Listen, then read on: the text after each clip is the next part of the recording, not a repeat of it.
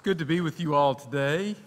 Let me start this morning by saying that often when I'm asked to preach somewhere, people come up to me and ask me about my accent. And I say, what accent? So let's just name the fact that I grew up and spent most of my life in Alabama, Roll Tide over there with the Bear Bryant dress, yep. And given the fact that you have to listen to my accent for the next few minutes, let me start today with a story about a businessman from the north, that would be north of here, you understand, who went south, deep south, for the first time. He flew into Birmingham, he rented a car, and then he drove out to Bug Tussle, Alabama. He found a little motel and went to bed for the night. Next morning, the man went to Bubba's Diner for breakfast, and because he was very hungry, he ordered something called the trucker's breakfast. When the waitress brought his plate, it looked wonderful. Beautiful sunny-side-up eggs, big hunks of sizzling bacon, a huge stack of pancakes. But with the breakfast, there was also a large blob of white goo. He said to the waitress, "What's this?" And she replied, "Grits." The man said, "But I didn't order grits." The waitress looked at him and said, "Honey, you don't order grits. Grits just comes." So my accent and I are very glad to be here with you to speak about stewardship. I want to note that while the email that went out to the congregation about me being here with you said some very nice things about my background, I am not in any way any kind of national figure in the area of congregational development. I guess my qualifications for talking about stewardship and congregational development are that I have been around this old church for my whole life. And indeed, I've worked in a lot of these areas. I also am privileged to have served on the diocesan level in Alabama and in Virginia for almost 9 years. So I've been able to work with clergy and lay leaders who are passionate about their faith and their church, but who are concerned about how to be faithful in a culture that seems to continue to see God, faith, and the institutional church as irrelevant. I think it was Paul Tillich who said that preachers should preach with the Bible in one hand and the New York Times in the other. Just a cursory glance at the New York Times tells me that we currently go about our daily lives with a polarized nation, fear of terrorist threats, concern about the economy, and a very important election just a few days away. And while there may be differences in how we talk or what each of us wants our city and country and world to be like, there is no difference in us as human beings. I have a family to take care of, as do many of you. I have an elderly parent, financial concerns, many of the same joys and sorrows as you. Those are some things on my mind, as I suspect they are on your mind. All of those things affect the way we approach our faith in God and how we share our resources. And I believe what we need are ways in our lives to be reminded that life itself is gift and grace is all around us. A few years ago, I was reminded of that in a powerful way. My wife and I have 3 daughters, now aged 25, 20, and 18, which is why I have no hair. And several summers ago, when they were younger, we took a family trip out to the Grand Canyon. On our last night there, around dusk, when we got back to our room, my wife and I waited until it was completely dark outside, and then we told our kids to put on their sweatshirts because we had one more thing to show them. Now, there's a very long road that runs along the rim, the south rim of the Grand Canyon, and every so often there are places to turn into a parking lot and get out and walk right along the rim. That last night of our visit, we drove down that road until we were far away from the hotels and restaurants and other fun things, and we came to one of the turn-ins and drove into a parking lot. which was dark and deserted. Now, this was early June in Arizona, and as we got out of the car, the wind was whipping around us and it was really cold. I brought out a small flashlight, and we walked up the path to the rim of the canyon. We walked through a stand of trees to a sidewalk right next to the canyon and told the kids to close their eyes and lie down on their backs on the pavement. I turned off my flashlight, told them to open their eyes, and there before them on that cold, clear night, lying on the ground next to one of the grandest places on earth, they saw the grandeur of the heavens, more stars than they could ever have imagined existed. Wow, they kept saying over and over. Wow. It's one of my fondest memories. And what I remember about it was not only that it was fun and beautiful, but it was also more stars than I ever imagined could exist. I also remember that as we lay there in the dark while my children exclaimed their sheer awe, the words of Psalm 19 kept running through my head. The heavens are telling the glory of God, and the firmament displays his handiwork. Wow. I would submit to you that we can't truly begin to understand what God asks of us as Christian stewards until we get a glimpse of the glory of God.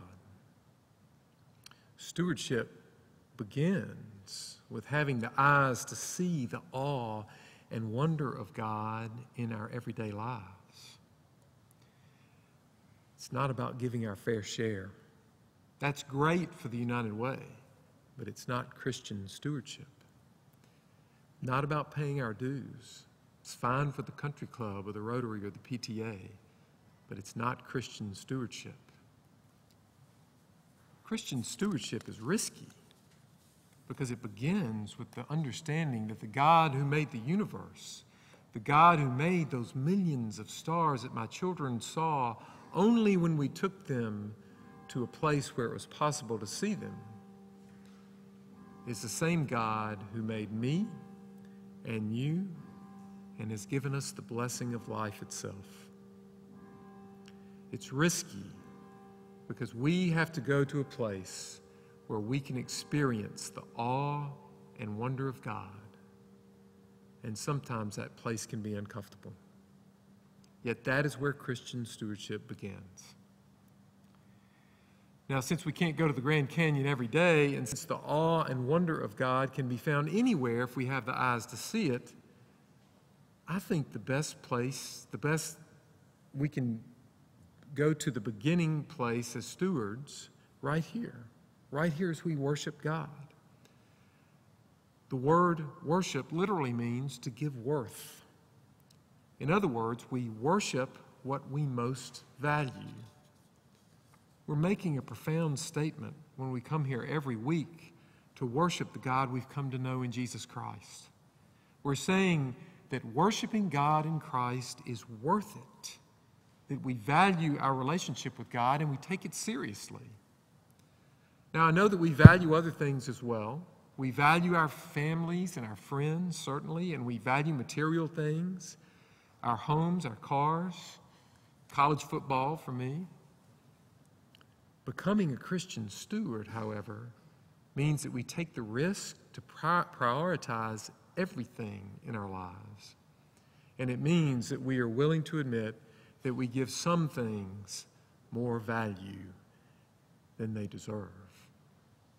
It means that we have the audacity to approach the God who made the heavens and the earth and realize that this Holy One cares about us, so much so that he gave us the gift of life, the gift of Christ, and even knows the number of hairs on our heads, according to the Bible.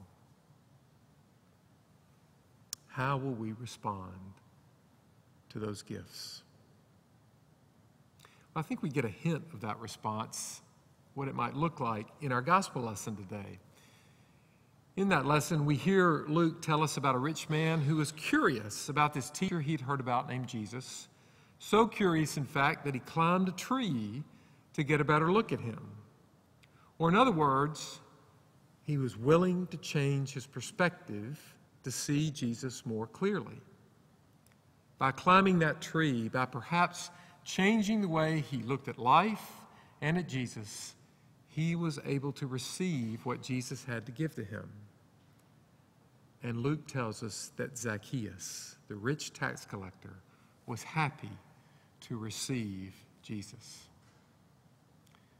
Being willing to change our perspective, to honestly take an account of our lives, always takes effort, like climbing a tree. But when we are willing to do so, we often find that our priorities somehow find themselves falling into their proper place. And the result is often joy. Now, next Sunday is All Saints Sunday, which I believe is when you all will be celebrating your harvest intake and celebrating your parish, and All Saints Sunday and the abundance of gifts that God has given to you. All Saints Sunday is always important to me because on it I remember my paternal grandmother. She was a saint. She died in 1975 at the age of 79, and in her own quiet way, I think she had more influence on my understanding of God than anyone else. Every summer when I was a kid, I spent every Saturday at the baseball field, and then I would walk over to my grandmother's house to eat dinner and spend the night. I always looked forward to a night of playing cards and watching TV and being doted on by someone who loved me extravagantly. We'd stay up late having fun. Then the next day, my dad would pick us up for church. And every Sunday, my grandfather, my dad, and I would slip into the fourth pew from the back on the right side of All Saints Church in Birmingham, Alabama. And my grandmother would kneel to pray. And when my grandmother prayed, you could just tell God was listening. She had very little money, but every week she put a check in the offering plate, and as children often do, I saw how important that act was for her. And as I grew toward being a teenager, she told me over and over again that when I was confirmed, she wanted to be the person who gave me my first prayer book. Even though it's a 1928 version, I still cherish that book. I tell you about my grandmother because even as a little boy, I knew how important her relationship with God was to her. Of course, I could not have articulated it that way, but what I felt was an abundance of her love for me, and in small ways, I learned from her about the extravagant love of God. I still miss her and think of her often. I also know that her love for me, as overflowing as it was, is just a glimpse of the love that God has for me and each of us. She gave me a glimpse of God's love, and something in that glimpse made me want to respond. We get glimpses of God's love every day. If we truly had the eyes to see it clearly, we might only say, wow, over and over and over again. But as it is, the very best we can respond to God is to be self-giving, making love of God and love of neighbor our first priority, committing ourselves to God because we have discovered that God's love is the most valuable thing we have. It is in that love that we discover that there is nothing we can do to earn God's favor or make it more abundant. God's grace and love is like grits in the South. You don't order it. It just comes. Amen.